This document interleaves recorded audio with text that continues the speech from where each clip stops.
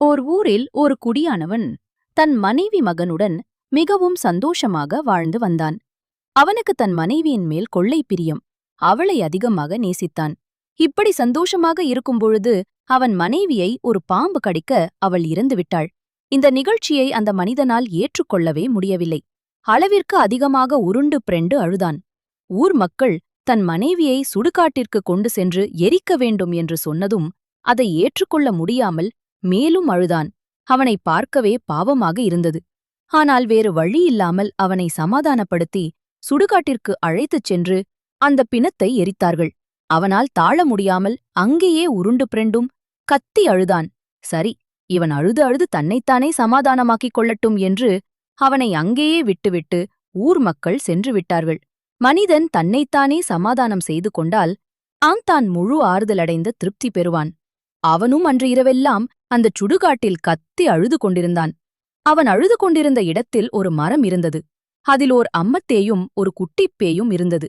இந்த மனிதன் கத்தி அழுது கொண்டே இருந்ததால் அந்த குட்டிப்பேய்க்கு தூக்கம் வரவில்லை. அதனால் அது கோபமாகத் தன் தாயிடம், அம்மா, அந்த ஆள் அழுவதால் எனக்கு தூக்கம் வரவில்லை, நீ போய் அவனை பயமுறுத்தி துரத்திவிட்டு வா என்று சொன்னது.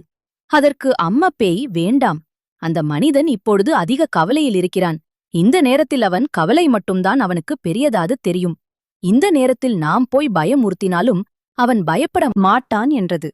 இந்த கூற்றை குட்டிப்பேய் ஏற்கவில்லை. எவ்வளவு பெரிய மனிதனானாலும் நிச்சயம் ஒரு பேய்க்கு பயந்துதான் போவான். நான் போய் அவனை துரத்துகிறேன் என்று சொல்லிவிட்டு அவன் எதிரில் வந்து நின்று அவனை பயமுறுத்தியது. பலவித பயங்கர சத்தங்களைக் கொடுத்தது. அங்கிருந்த மண் மற்றும் மர இலைகளை அவன் மேல் விழுமாறு செய்தது. மரத்தை பயங்கரமாக உலுக்கி அவனை பயமுறுத்தப் பார்த்தது. ஒன்றிற்கும் அவன் பயப்படவில்லை. அவன் தன் கவலையை நினைத்தே அழுது கொண்டிருந்தான். குட்டி பேய்க்கே சலிப்பு வந்து அவனை விட்டுவிட்டு திரும்பி வந்து பேசாமல் இருந்து விட்டது. இப்பொழுது கொஞ்ச காலம் ஓடிவிட்டது. இந்த குடியானவன் தன் ஊர் மக்கள் சொன்னார்கள் என்று தன் மகனை காரணம் காட்டி இன்னொரு பெண்ணை மணந்து கொண்டு புது பெண்ணுடன் சந்தோஷமாக வாழ்ந்து கொண்டிருந்தான்.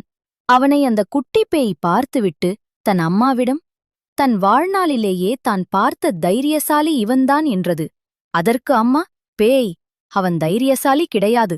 வேண்டுமானால் இப்பொழுது அவன் எதிரில் நீ போய் சும்மா நின்று பார் என்றது. குட்டிப்பேயும் உடனே அந்த குடியானவன் முன் சும்மா வந்து நின்று சிரித்தது. அந்த குட்டிப்பேயை பார்த்ததுதான் தாமதம்.